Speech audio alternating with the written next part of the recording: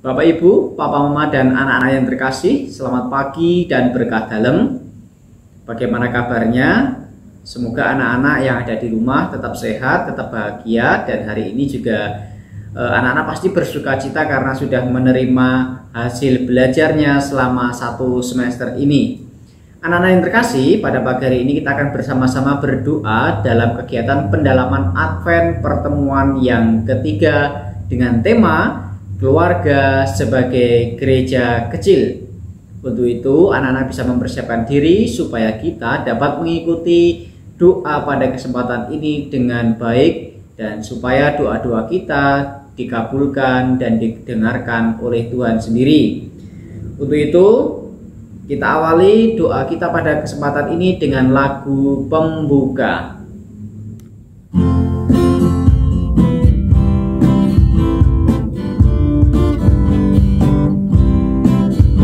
Setinggi-tingginya langit, lebih tinggi kasih Yesusku. Sedalam-dalam lautan, lebih dalam kasih Yesusku. Seindah-indah pelangi, lebih indah kasih Yesusku. Kasih Yesus, oh kasih Yesus, mengalahkan segalanya. Kasih Yesus, oh kasih Yesus, mengalahkan segalanya.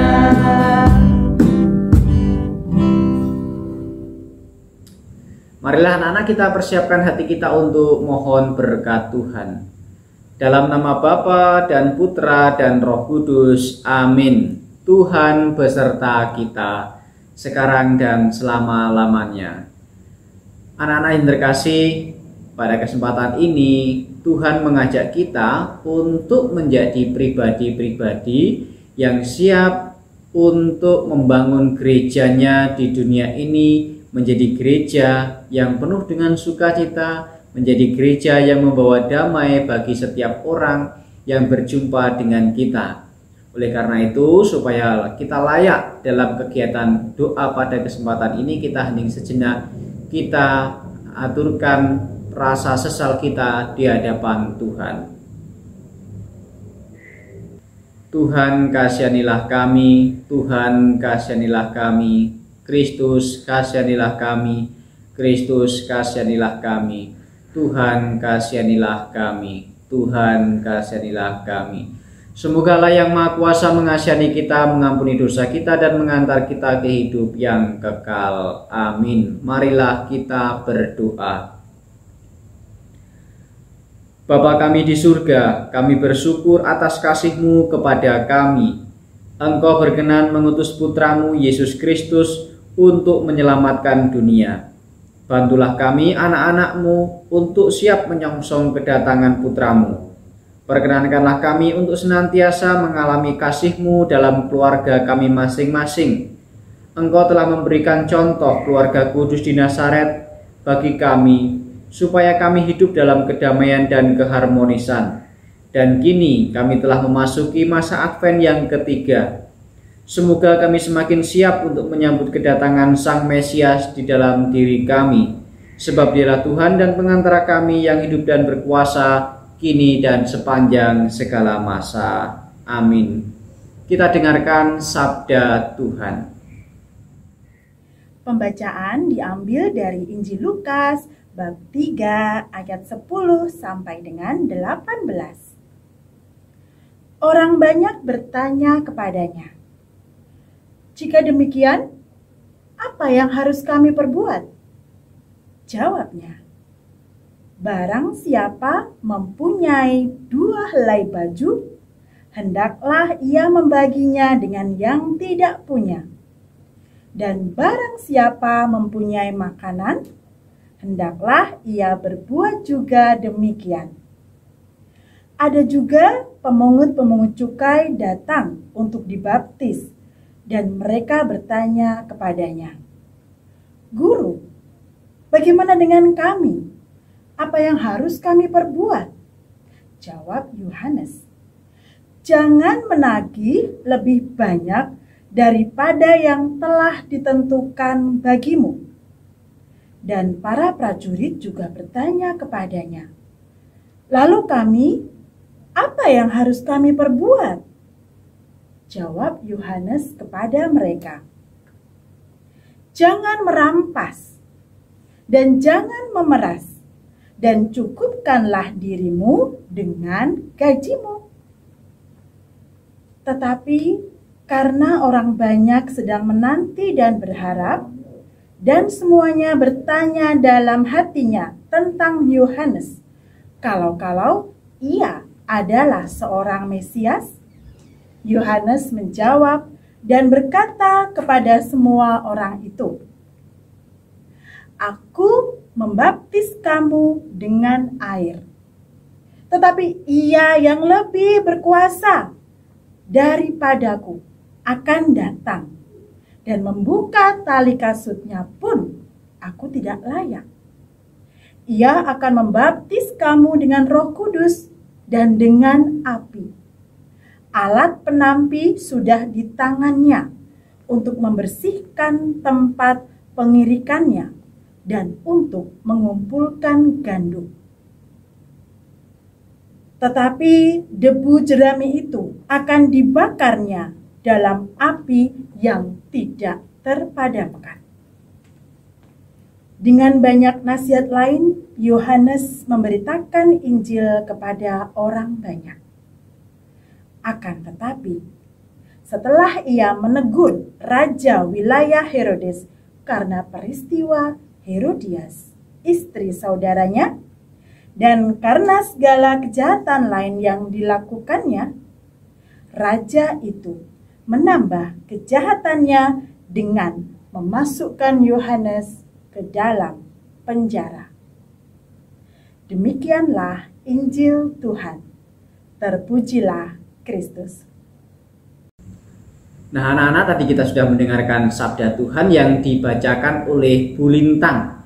Nah, untuk renungan, Bruder akan mengajak guru-guru kelas 3 untuk membawakan renungan bersama dengan Bruder terkait dengan tema keluarga sebagai gereja kecil. Halo anak-anak, selamat pagi dan berkah dalam.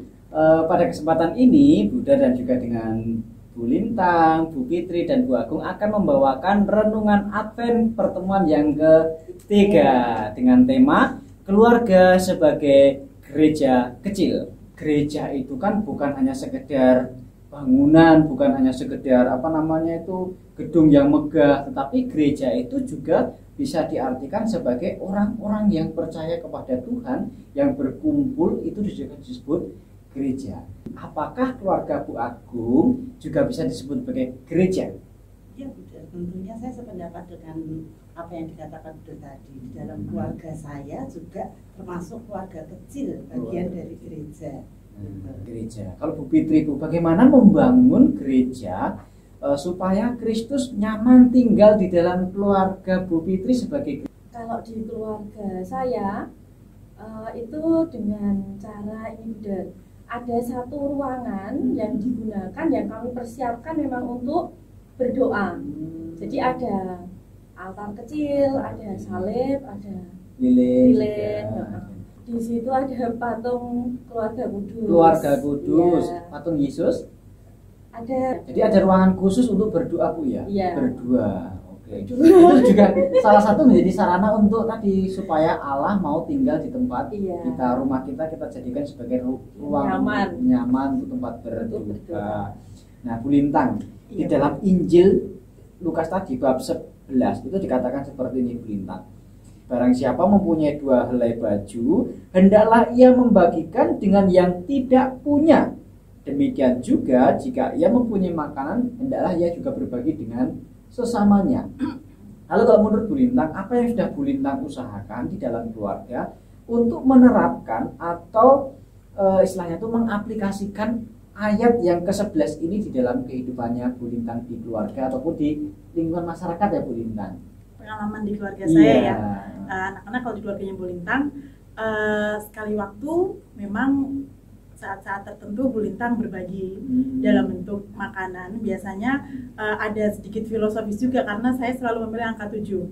Angka 7. Jadi, apa istimewanya angka 7? Sebagai orang Jawa, pitu itu saya rasakan, saya pribadi pitulungan. Jadi saat saya membagikan 7 makanan, biasanya saya bawa OTW ke kantor itu sama suami, bawa kemudian di jalan ya siapa aja, misalnya tukang becak yang ada di situ, atau misalnya saya mbak yang baru nyapu jalan seperti itu. Jumlahnya 7. 7 itu. Jadi 7 bingkisan. Iya.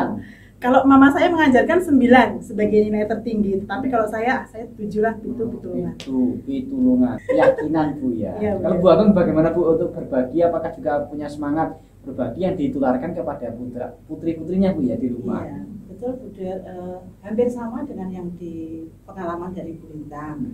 Kebetulan anak-anak saya kan sudah besar sekarang. Dulu waktu masih kecil kan juga begitu Bu, seperti di Bernardus itu kan suka berbagi beras. Nah itu anak-anak senang sekali, saya ajak misalnya beli beras satu sak itu, lalu kita bagi-bagi, dimasukin gula, dimasukin lalu bersama anak-anak ya seperti Bu Lintang tadi, hanya kalau Bu Lintang tadi ada filosofinya 7, kalau saya sesuai dengan keadaan saat itu. Kalau ada 10 ya kita bagi 10, lalu kita dengan anak-anak berbagi itu pada saat-saat khusus, misalnya seperti ini masa menjelang Natal, Paskah, dan saya lihat, saya mengajarkan supaya anak-anak juga seperti itu, berbagi dengan yang di luar tetangga gitu. Apalagi ini masa Advent dan menjelang Natal. Ada, kalau kemarin anak-anak menerima surat dari sekolah, ada aksi Natal. Aksi Natal. Apa saja yang perlu diberikan Bu Fitri? Kalau menurut Bu Fitri, apa yang bisa dilakukan anak-anak untuk berbagi kepada mereka yang membutuhkan, terutama Ibu ya? Itu. Kalau anak-anak itu juga bisa, misalnya sekarang itu kan saatnya anak-anak di rumah ya, betul ya.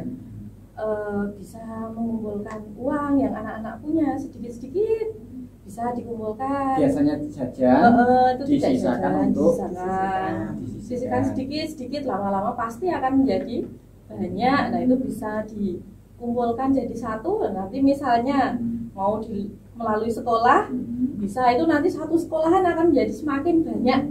Nah nanti dibagikan juga akan bisa lebih banyak lagi ya, akan itu bisa menjadi sarana bagi kita untuk semakin mendekatkan diri kepada Tuhan. Kita ingat gereja pertama didirikan, jemaat perdana didirikan itu kan juga mereka berbagi ya. Ada Santo Petrus, ada 12 rasul itu, mereka menjual seluruh harta bendanya, dikumpulkan untuk membangun sebuah gereja baru, yaitu gereja perdana. Mereka mau berbagi, mereka mau menjual miliknya untuk kepentingan bersama. Dan itu ketika kita berbagi, apakah kita merasa kekurangan? Tidak. Justru semakin kita memberi, semakin banyak pula kita menerima. Tetapi memang orientasinya jangan, wah aku tak memberi biar saya mendapatkan. Itu tidak boleh. Tetapi kita harus memberi dengan ikhlas. Itu harus memberi dengan ikhlas. Karena kalau kita mengharapkan imbalan ya apa bedanya kita dengan orang-orang Farisi? Dan kalau saya memberi, lalu kita akan menerima. Ingat, kalau tangan kiri memberi, tangan kanan jangan sampai tahu, atau sebaliknya, kalau tangan kanan memberi, tangan kiri jangan sampai tahu. Artinya jangan diumbar, oh aku tuh memberi kemarin nyumbang untuk aksi Natal 100.000, oh saya menyumbang untuk aksi Natal ada yang 300.000. Tidak perlu disampaikan seperti itu, tetapi kita memberinya dengan ketulusan hati supaya orang lain juga tidak tahu apa yang kita perbuat. Yang penting kita yakin bahwa Tuhan tahu apa yang kita perbuat. Demikian juga, nah ini kalau Yesus itu kan sebentar lagi ulang tahun nih ya. Ulang tahun Yesus tanggal 25. Yesus lahir tanggal 25, kita akan merayakan pesta kelahirannya Yesus dengan bersukacita. Nah, dari ayat yang ke-11 aja kita sudah banyak belajar. Sebagai keluarga, kita harus saling berbagi, saling menolong dan saling mengasihi seperti keluarga kudus di Nazaret. Kalau Bu Agung ingat, keluarga kudus di Nazaret itu siapa saja Bu Agung? Yusuf, Maria dan Yesus. Mereka tinggal di Nazaret, maka sering disebut sebagai keluarga kudus di Nazaret. Nah, nanti anak-anak bisa belajar seperti Yesus. Anak-anak pernah bertanya enggak? Ketika Yesus masih kecil, apakah Yesus juga pernah membantu ibunya, Bunda Maria? Nah, pernah berpikir seperti itu enggak, Bu? Apa yang dilakukan oleh Yesus ketika dia masih anak-anak? Itu yang itu ya dari yang saya ingat Yesus itu selalu membantu ayahnya yang tukang kayu itu. Terus kalau ibunya apa ya kira-kira? Nah, kira-kira apakah ketika Yesus kan itu pertama kali Yesus diketemukan dalam bait Allah usia 12 tahun, tiba-tiba muncul lagi usia 30 tahun. Jadi antara usia 12 sampai 30 tahun, kira-kira Yesus ngapain aja? Di rumah ya. Nah, pernah enggak berpikir seperti ini? Ketika Bunda Maria sakit, Yesus cuci piring? Iyalah. Bersih-bersih rumah? Menyiapkan makan.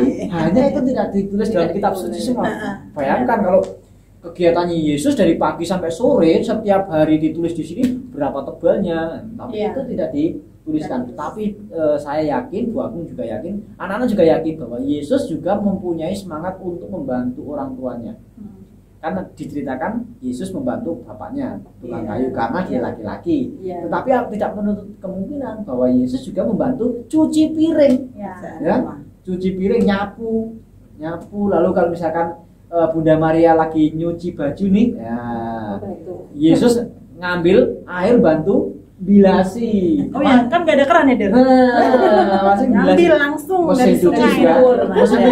juga, mesin cuci juga belum ada, listrik juga belum ada, maka harus dikucek. Nah, pasti Yesus saya rasa membantu.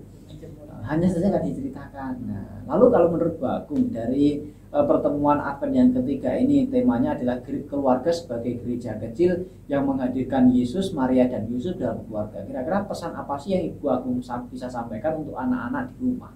Mari anak-anak, Bu Agung juga semuanya mengajak kita contoh, kita teladani Yesus yang seperti dikatakan Budur tadi, selalu membantu kedua orang tuanya. Meskipun kita laki-laki ataupun perempuan, pekerjaan rumah itu akan sama saja. Membantu, pasti orang tua kita akan merasa senang. Dan bukti keteladanan Bunda Maria dan Santo Yosef yang selalu ziarah ke Yerusalem juga membuktikan bahwa mereka adalah penganut ajaran agama yang taat. Berarti keluarga kita juga bersama dengan keluarga beribadah bersama, selalu saling menyayangi dan saling mencintai.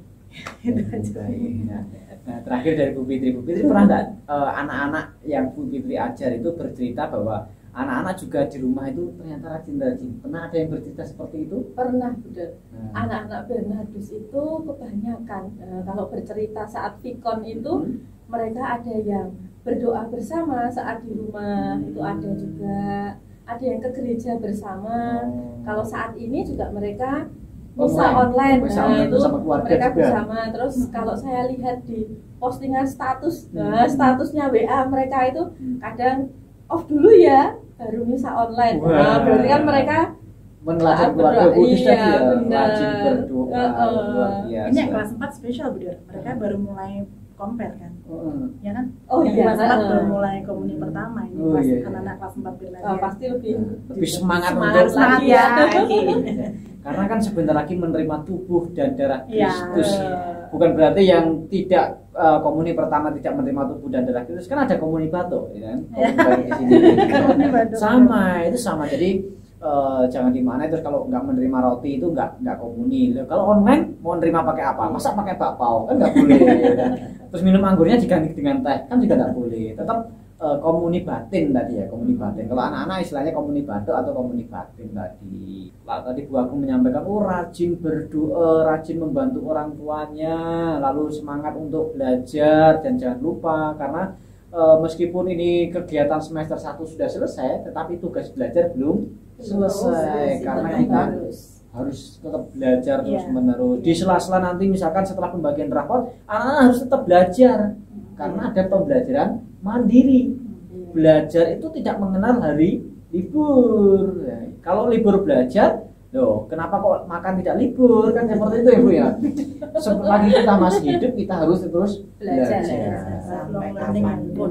Yesus kan juga mencontohkan ya dari ketika Yesus di mana Bu? Waktu di sinagoga bersama dengan diskusi dengan ahli Taurat, usia 12 tahun bisa diskusi dengan orang dewasa. Artinya kan literasinya itu juga baik. Itu juga banyak baca. Jadi anak-anak teladani itu ya. Dulu mungkin nggak ada novel, nggak ada pemberitaan, tapi Yesus membacanya adalah kitab-kitab Taurat. Iya, kitab-kitab Taurat. dengan orang-orang ahli-ahli Taurat, imam-imam kepala, dia Bisa bisa diskusi. Masih kecil bisa diskusi dengan orang Ini kan sama dewasa. seperti anak Bernardus Bu ya. Iya. Punya semangat literasinya juga Iya. baik. Demikian juga anak-anak harus ingat bahwa guru-guru pun sekarang itu juga ada namanya gerakan literasi.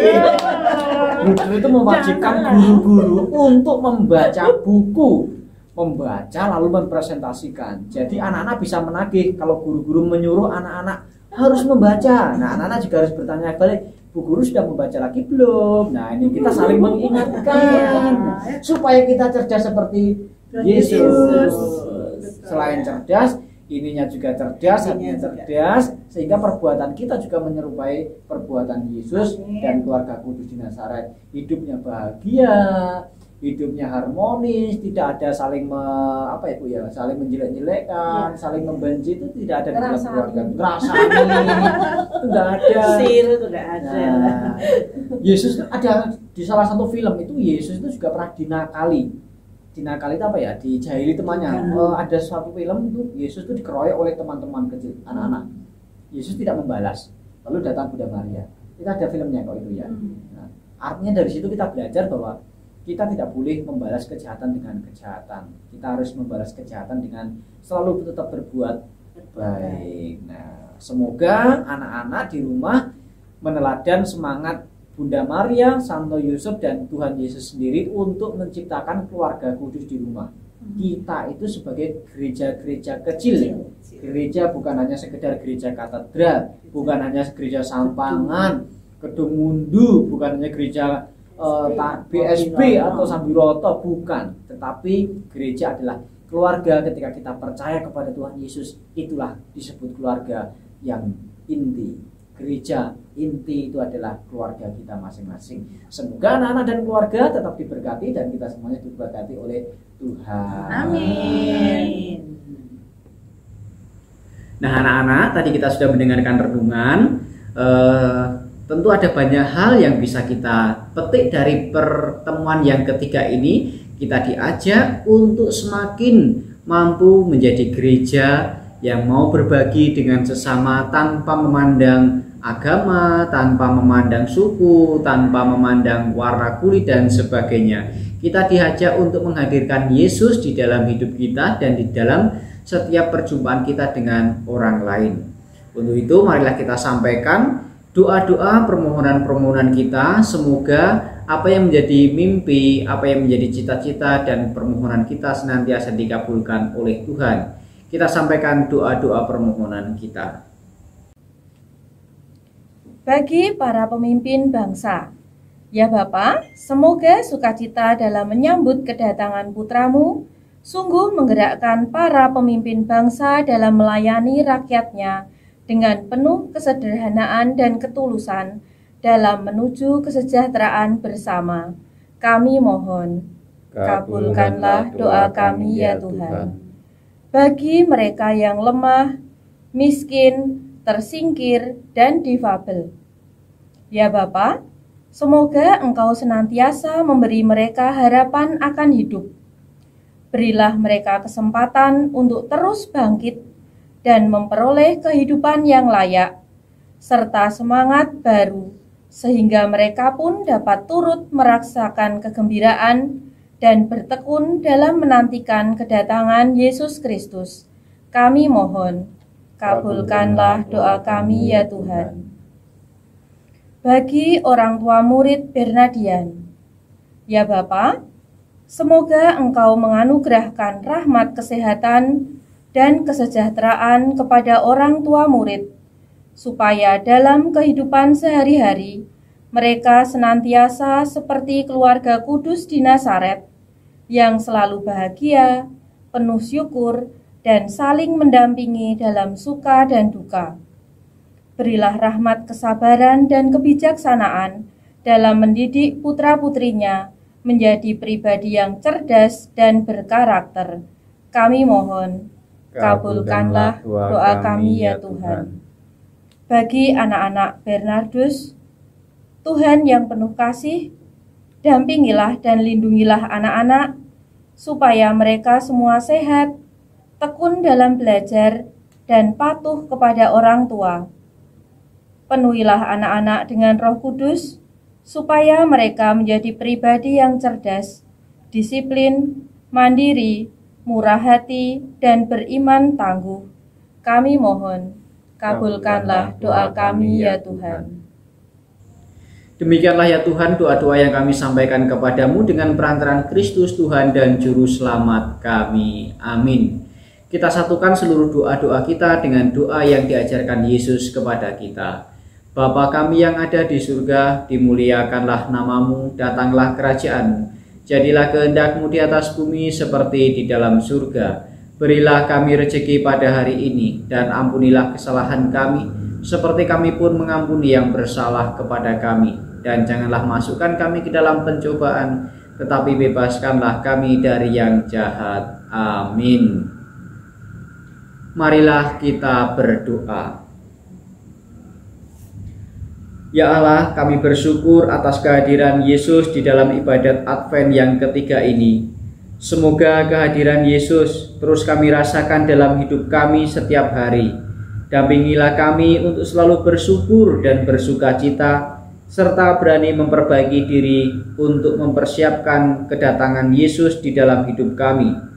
Semoga pengorbanan Yesus untuk hadir dan menebus dosa kami dapat menghidupkan semangat kami yang telah mati.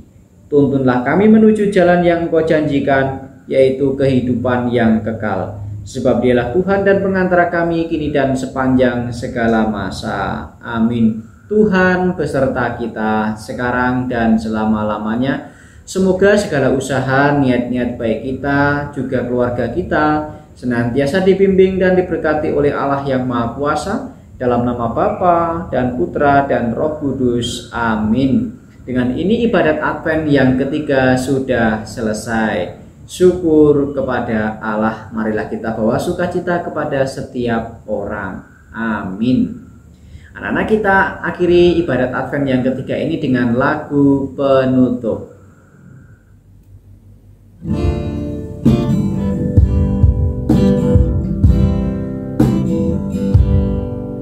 Harta yang paling berharga adalah keluarga.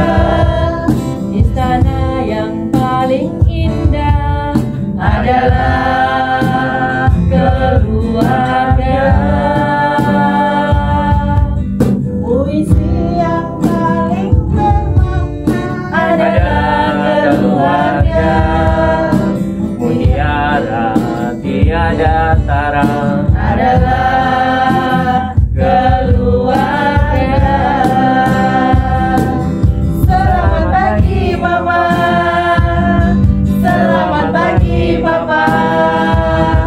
Mentari hari ini berseri indah. Terima kasih Mama, terima kasih Papa, untuk tampil perkasa bagi kami putra putri yang siap berbakti. Selamat pagi Mama, selamat pagi Papa. Mentari hari ini berseri indah. Terima kasih Mama, terima kasih Papa, untuk tampil perkasa bagi kami putra putri